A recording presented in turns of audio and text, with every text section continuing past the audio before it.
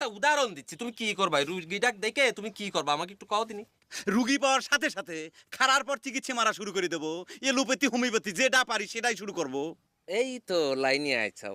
আচ্ছা, রোগী দেখার পর যখন তুমি বসে থাকতে পারো না, তাহলে পকেটওয়ালা মানুষ দেখলি আর ওরম পকেট দেখলি আমিও তো বসে থাকতে পারি না, তাই না?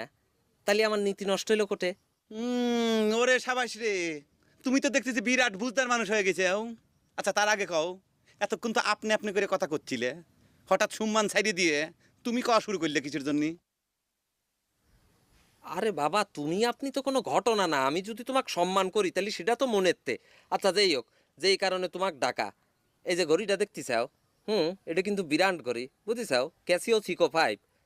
ঘড়িটা তোমার কাছে বেশ চাই। তুমি তো জানো আমি পকেট মাইর, আর এটা চুরাই ঘড়ি না, আমি তো চোর না। দেখো হাসু পকেট মায়ের, কাও। তুমি চোর না ডাকাত সেটা কিন্তু হিসেব করার কোনো দরকার আমার নাই।